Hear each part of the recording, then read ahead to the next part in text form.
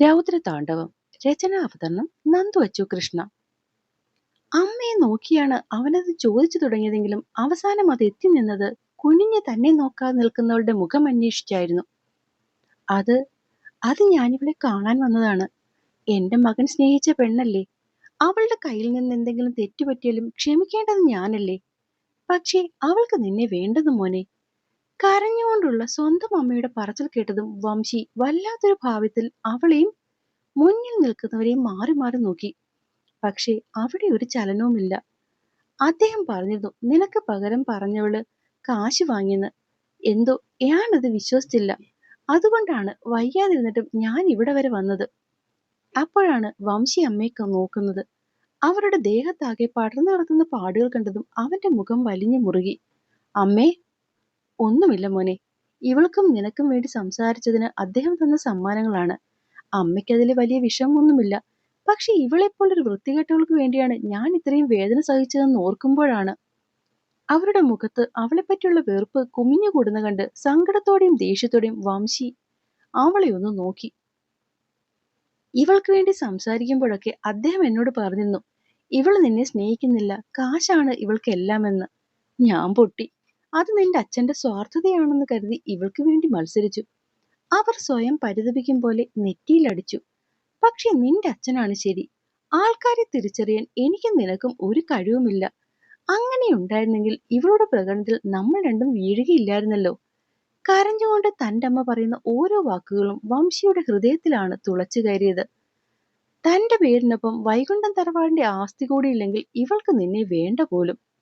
അതും കൂടി പറഞ്ഞവര് പൊട്ടിക്കരഞ്ഞതും വംശി അമ്മയെ നെഞ്ചോട് ചേർത്ത് പിടിച്ചു. അതേസമയം മകന്റെ നെഞ്ചിൽ കിടന്ന് കരയുന്നവരുടെ മുഖത്തായിരുന്നു സിദ്ധിയുടെ നോട്ടമത്രയും.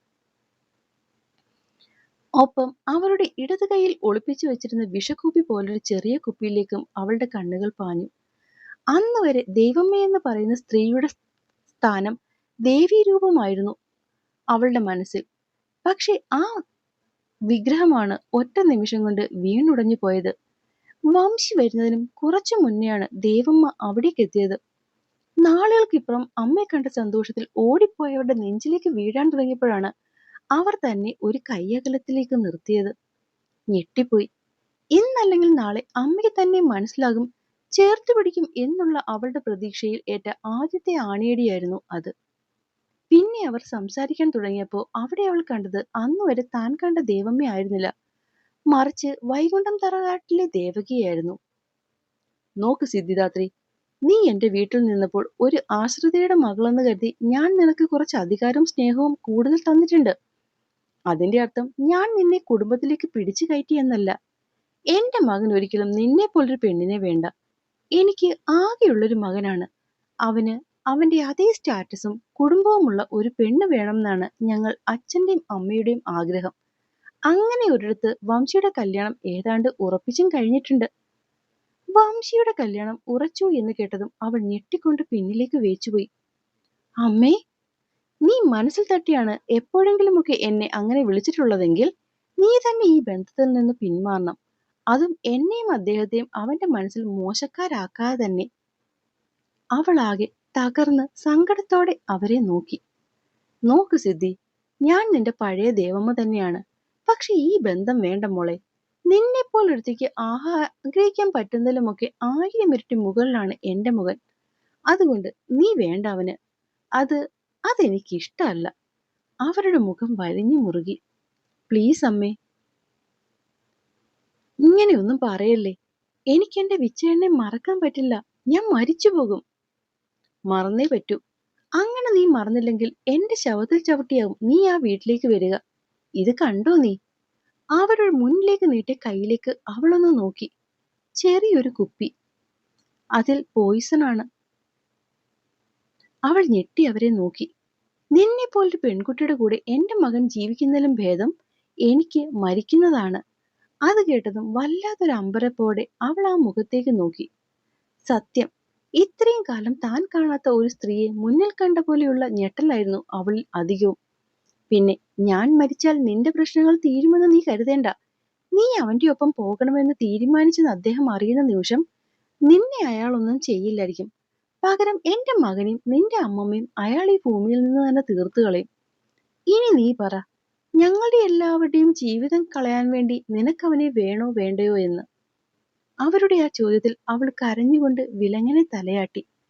ആ നേരത്താണ് വീട്ടുമുറ്റത്തേക്ക് ഒരു കാർ ഇരച്ചു കയറി വരുന്നതിന്റെ ശബ്ദം കേട്ടത്. അടുത്ത നിമിഷം അവർ കുഞ്ഞവളുടെ കാലിൽ പിടിച്ചിരുന്നു. കാര്യം എന്താണെന്ന് മനസ്സിലാകാതെ അവൾ പിന്നിലേക്ക് മാറാൻ തുടങ്ങിയതും അതിന് സമ്മതിക്കാതെ തന്നെ അവർ പിടിച്ചു നിർത്തി. പുറത്തിപ്പോൾ വന്നത് എന്റെ മോനാണ്. നീയായി അവനെ വേണ്ടെന്ന് വെച്ച് എന്റെ കുഞ്ഞിന്റെ ജീവിതം എനിക്ക് തിരിച്ചു തരണം. അപേക്ഷയാണ്. അല്ലെങ്കിൽ ഇപ്പോ ഈ നിമിഷം ഞാൻ ഇവിടെ ഇത് കുടിച്ചു വീഴും. അതിൽ ചവിട്ടി നീ എന്റെ മകന്റെ ഒപ്പം ഇറങ്ങിപ്പോകൂ. അങ്ങനെ തന്റെ കാല് പിടിച്ചവർ കരയുന്ന നേരത്താണ് അകത്തേക്ക് വിച്ചേട്ടൻ എത്തിയത്. പിന്നെ അവിടെ കണ്ടത് അവർ കാണിച്ചു കൂട്ടിയ നാടകങ്ങളുടെ ഒരു ഘോഷയാത്ര തന്നെയാണ്. കരഞ്ഞുകൊണ്ട് തന്റെ അമ്മ പറയുന്ന വാക്കുകളൊക്കെ കേൾക്കുമ്പോഴും ഉയർന്നു പൊങ്ങിയ ദേഷ്യം മുഷ്ടിയിൽ ചുരുട്ടിപ്പിടിച്ച് മുന്നിൽ നിൽക്കുന്നവളെ പഠിക്കുകയായിരുന്നു വംശി ആ നേരം അത്രയും. താൻ വന്ന് ഇത്രയും നേരമായിട്ടും അവൾ തന്നെ നോക്കിയിട്ടില്ല. എന്തിന്? ഇത്രയൊക്കെ തന്റെ അമ്മ പറഞ്ഞിട്ട് പോലും ഒരു വാക്കുകൊണ്ട് പോലും നിഷേധിക്കാത്തവളെ ദേഷ്യത്തോടെയും വൈരാഗ്യത്തോടെയും അവൻ നോക്കി. താൻ അന്ന് കണ്ടുപോയ പെണ്ണല്ല മുന്നിൽ നിൽക്കുന്നതെന്ന് തോന്നും പോലെയുള്ള മാറ്റമാണ് അവളിൽ. ആകെ വാടിത്തളർന്ന് കമ്പ് പോലെ ആയിട്ടുണ്ട് പെണ്ണ്. ഇവരൊക്കെ ചുറ്റും നിന്ന് ഇതൊക്കെ പറയുമ്പോഴും തെളിവ് കാട്ടുമ്പോഴും എന്തോ അതൊന്നും അംഗീകരിക്കാൻ പറ്റാത്ത വിധം മനസ്സിൽ ഇപ്പോഴും അവളോടുള്ള ഉറച്ച വിശ്വാസമാണ്. തന്റെ നെഞ്ചിൽ കിടന്ന് കരയുന്ന ദേവമ്മയെ അല്പം മാറ്റി നിർത്തി വംശി അവളുടെ മുന്നിലേക്ക് നടന്നു. തന്റെ മുന്നിൽ നിൽക്കുന്നവന്റെ സാമീപ്യം അറിയുന്നുണ്ടായിരുന്നെങ്കിലും കുറച്ചു മുന്നേ ദേവമ്മ പറയുന്നത് കേട്ട് ആകെ മരവിച്ച് നിൽക്കുകയായിരുന്നു സിദ്ധി ആ നേരം.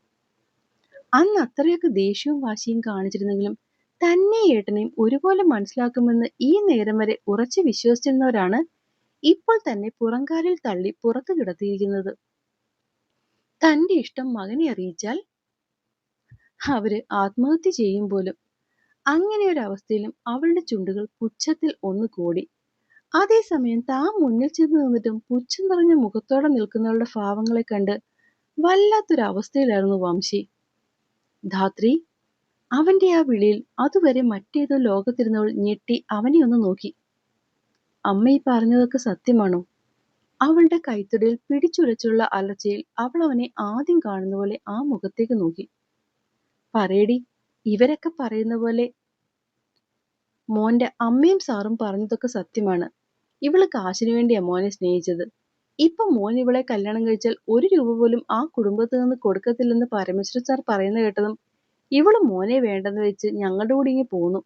ഒപ്പം മോന്റെ ജീവിതത്തിൽ നിന്ന് ഇറങ്ങിപ്പോകാൻ വേണ്ടി വലിയൊരു തുകയും കണക്ക് പറഞ്ഞ് വാങ്ങിച്ചു. സംശയമുണ്ടെങ്കിൽ മോൻ ഇവളോട് ചോദിച്ചു നോക്ക്. അല്ലെങ്കിൽ വേണ്ട, ദാ നിൽക്കുന്നു ഇവളുടെ അമ്മമ്മ. അവരെന്തായാലും കൊച്ചുമോളെ പറ്റി കള്ളം പറയില്ലല്ലോ. ചോദിച്ചു നോക്ക്. ജയ പുറത്തേക്കിറങ്ങി വംശിയുടെ മുഖത്ത് നോക്കി അത്രയും പറഞ്ഞതും അവന്റെ കണ്ണുകൾ അവരോട് ചേർന്ന് നിൽക്കുന്ന കല്യാണിയമ്മയിലെത്തി. ഈ പറഞ്ഞതൊക്കെ സത്യമാണോ? അവന്റെ ചോദ്യമെത്തിയതും അവരുടെ കണ്ണുകൾ നേരെ പോയത് ദേവമ്മയിലാണ്.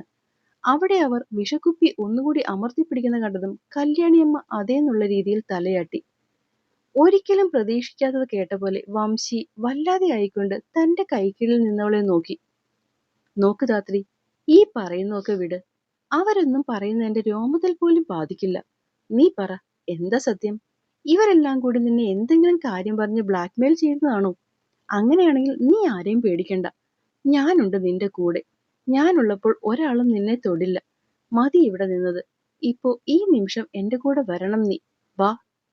മറ്റാരും പറയുന്നത് കേൾക്കാൻ പോലും നിൽക്കാതെ അവൻ അവളെ ഒരിക്കൽ കൂടി നെഞ്ചിലേക്ക് ചേർത്ത് പിടിച്ചതും ഒരൊറ്റ തള്ളായിരുന്നു സിദ്ധി അവനെ. വന്നിട്ട് എന്ത് ചെയ്യാനാ? അവളുടെ ആ ആക്രോശത്തിൽ അവൻ ഞെട്ടിപ്പോയി. എന്നെ കെട്ടിയാൽ കാൽ കാശ് പോലും നിങ്ങൾക്ക് തരില്ലെന്ന് നിങ്ങളുടെ അച്ഛൻ പറഞ്ഞിട്ടുണ്ട്. 10 പൈസയില്ലാത്ത ഓട്ടക്കാരണക്കാരൻ്റെ കൂടെ ജീവിക്കാൻ ഞാൻ വരുമെന്ന് നിങ്ങൾ കരുതിയോ?